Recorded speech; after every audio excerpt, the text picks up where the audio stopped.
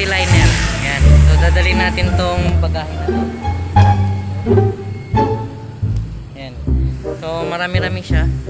So ngayon pupunta tayo ng EDSA, and then after natin sa EDSA, nandoon po yung victory liner. So titingnan po natin yung proseso kung paano po tayo makapagpadala ng gamit papunta sa isang lugar, okay? Or sa isang probinsya, okay?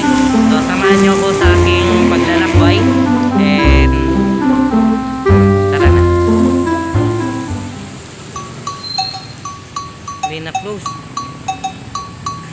Ayaw pa rin. I-off ko na lang.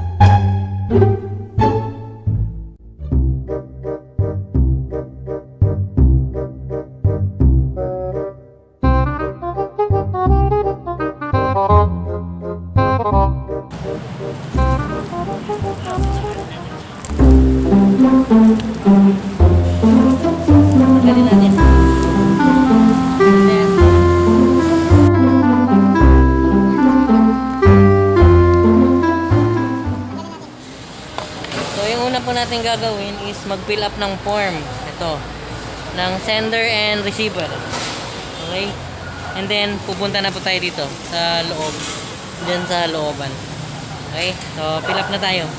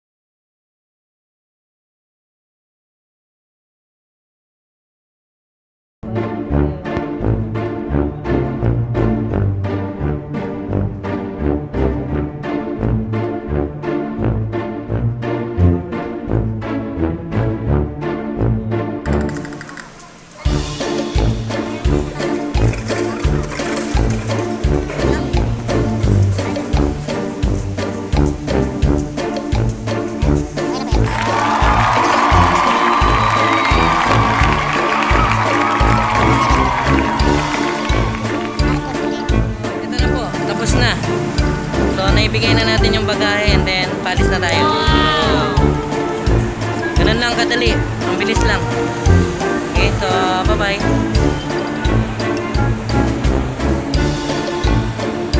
So, yun lang po. Paalam.